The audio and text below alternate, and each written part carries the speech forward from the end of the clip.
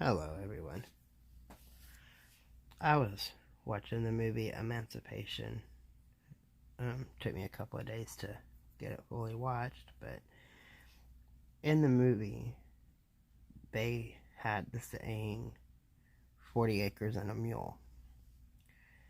And I remember hearing something about it in school, but it's not something that was just like taught. Like, it was just a brief mention during class. And this was years ago. And So, one of my regular customers that come into the store is African American. And I always run things past him because, well, he's known me for like 4 years. And the questions I ask him, he knows I'm not being rude or, being a racist or, some crap like that. And I know that he will give me his honest answers. We've talked a lot about the different African tribe colors and their meanings and the elders, and we've covered a lot of topics. So I asked him about the 40 acres and a mule, and he said that he also remembers it just being kind of a brief mention in school, and he's early 20s. So it wasn't too long ago that he was actually in school. Well, technically not me either, but age difference, because I remember hearing about that back in like maybe 92, 93, and he was just, 5, 6 years ago. But he said that he actually learned about it at home and not in school. So I decided to do this video to give a better explanation on the subject.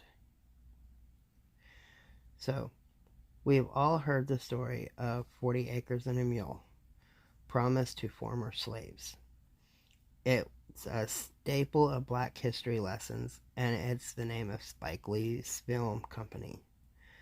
The promise was the first systematic attempt to provide a form of reparations to newly freed slaves, and it was astonishingly radical for its time, proto-socialist in its implications.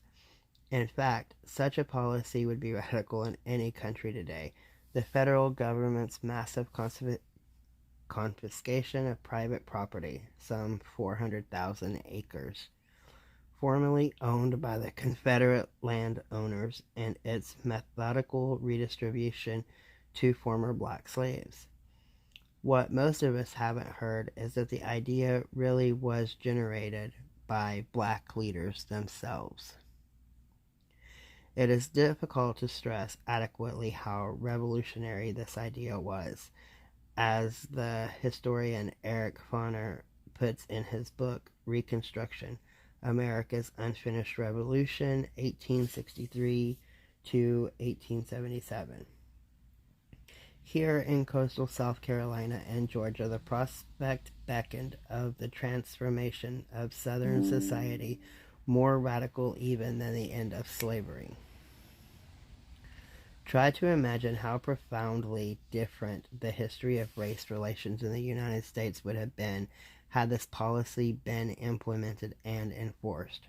Had the former slaves actually had access to the ownership of land, of property, if they had had a chance to be self-sufficient economically, to build, acquire, and pass on wealth.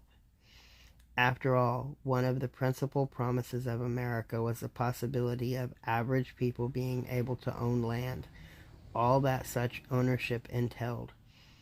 As we know all too well, this promise was not to be realized for the overwhelming majority of the nation's former slaves, who numbered about 3.9 million. So, what exactly was promised?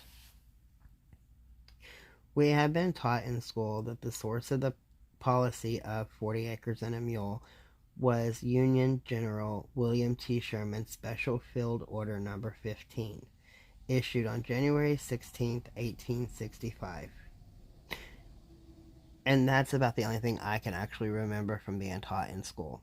That little bit right there. But the account is only half right. Sherman prescribed the 40 acres in that order, but not the mule. The mule would come later.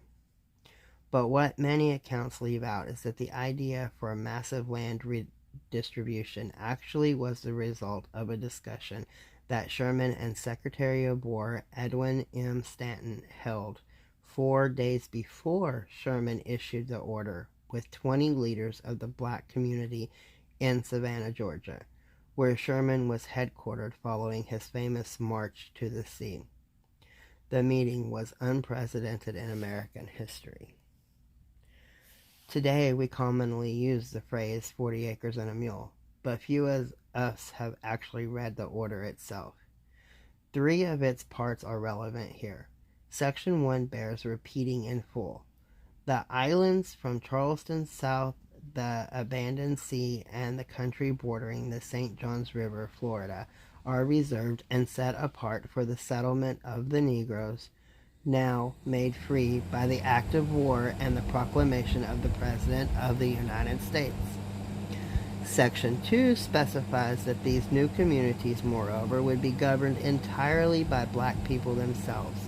On the islands and in the settlements hereafter to be established, no white person whatever, unless military officers and soldiers detailed for duty, will be permitted to reside, and the sole and exclusive management of affairs will be left to the freed people themselves. By the laws of war and order of the President of the United States, the Negro is free and must be dealt with as such. Finally, Section 3 specifies the allocation of land.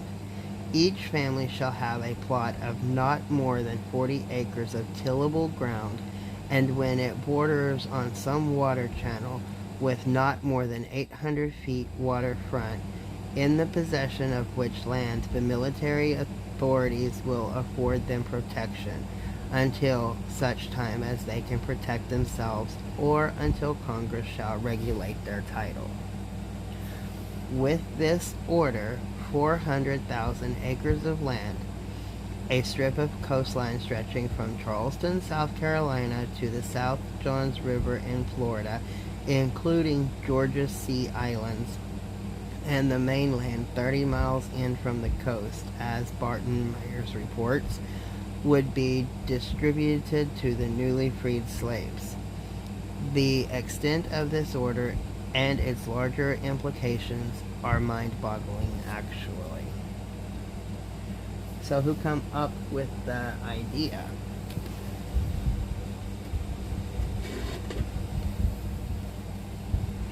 Here's how the radical proposal, which must have completely blown the minds of the rebel Confederates, actually came about.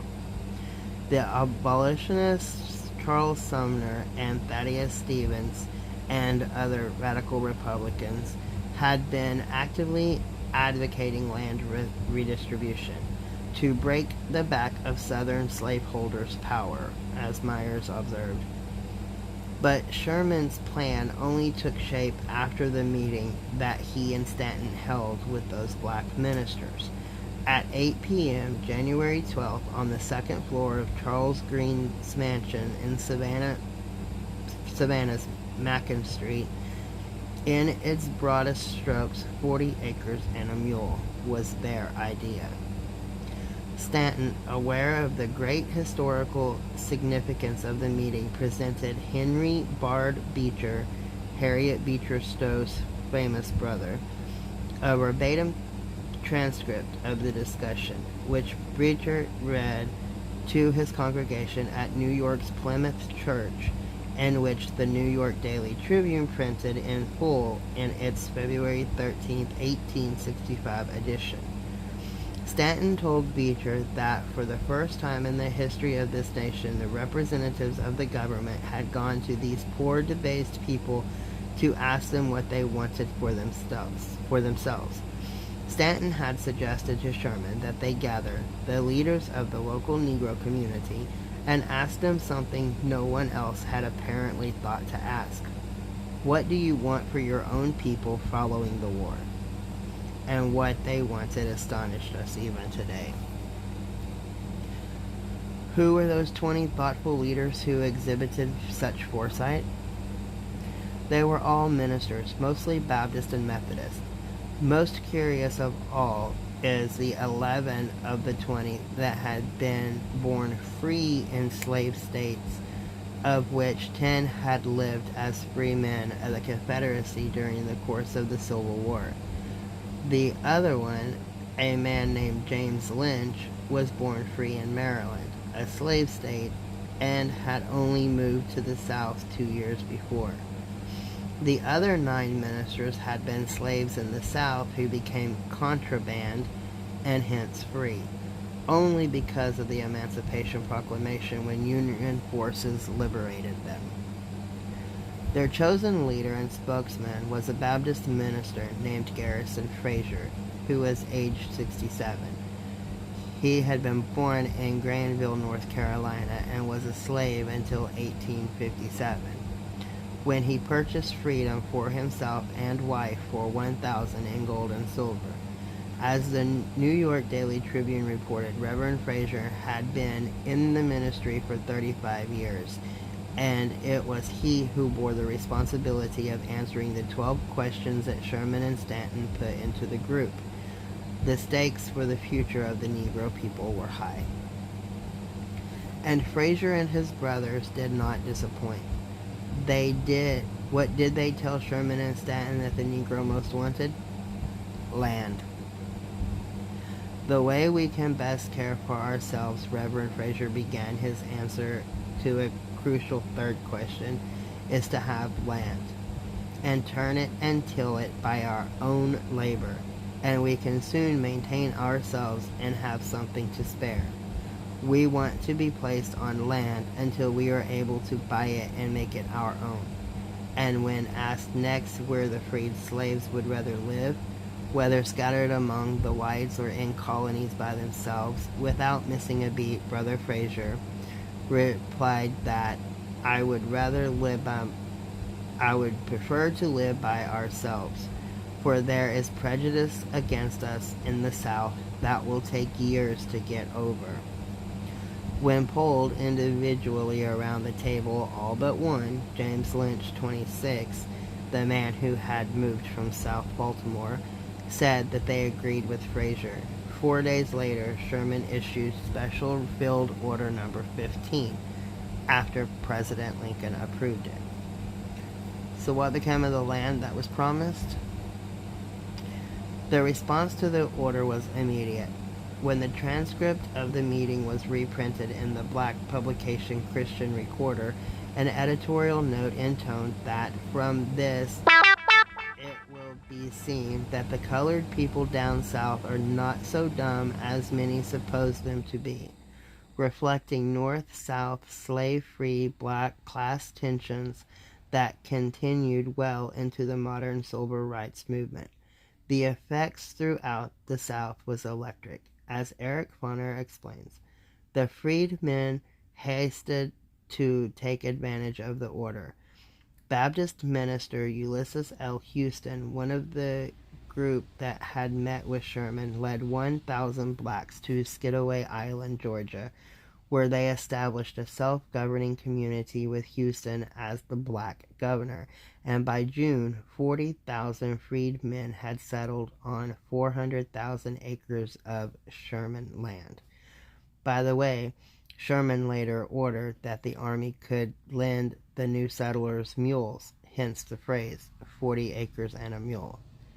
And what happened to the astonishing visionary program which would have fundamentally altered the course of American race relations?